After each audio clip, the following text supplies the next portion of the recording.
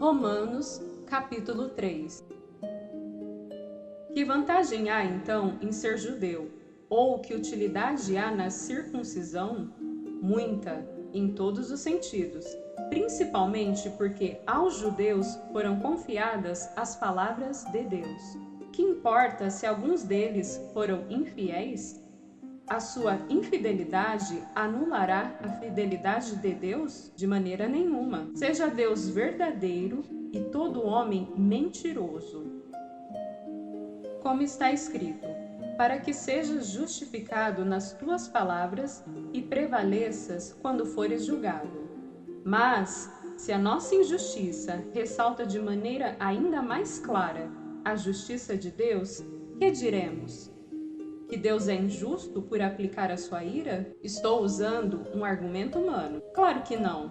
Se fosse assim, como Deus iria julgar o mundo? Alguém pode alegar ainda: se a minha mentira ressalta a veracidade de Deus, aumentando assim a sua glória, por que sou condenado como pecador? Por que não dizer, como alguns caluniosamente afirmam que dizemos: façamos o mal, para que nos venha o bem? A condenação dos tais é merecida. Ninguém é justo. Que concluiremos então? Estamos em posição de vantagem? Não, já demonstramos que tanto judeus quanto gentios estão debaixo do pecado. Como está escrito: não há nenhum justo, nenhum sequer. Não há ninguém que entenda e ninguém que busque a Deus. Todos se desviaram, tornaram-se juntamente inúteis. Não há ninguém que faça o bem, não há nenhum sequer.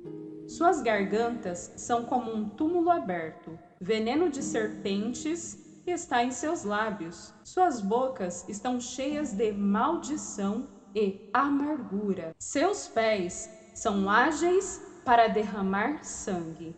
Ruína e desgraça marcam seus caminhos e não conhecem o caminho da paz. Aos seus olhos é inútil temer a Deus. Sabemos que tudo que a lei diz, o diz àqueles que estão debaixo dela, para que toda boca se cale e todo mundo esteja sob o juízo de Deus. Portanto, ninguém será declarado justo diante dele, baseando-se na obediência à lei, pois é mediante a lei que nos tornamos plenamente conscientes do pecado.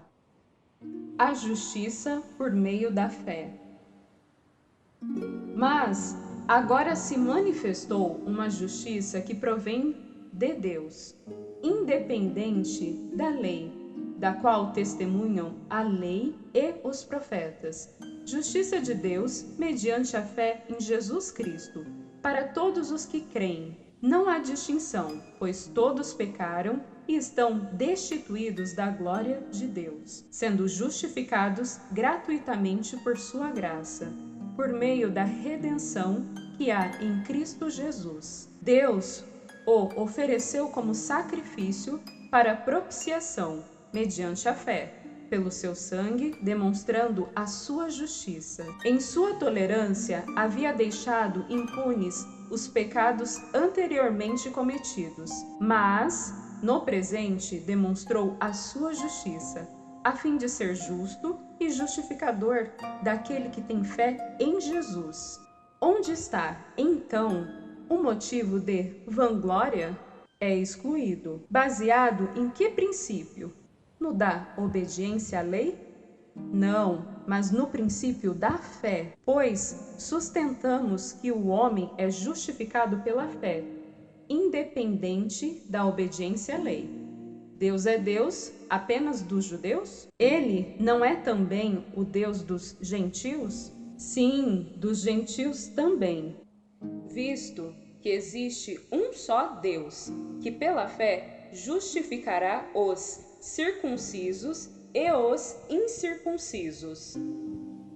Anulamos então a lei pela fé? De maneira nenhuma.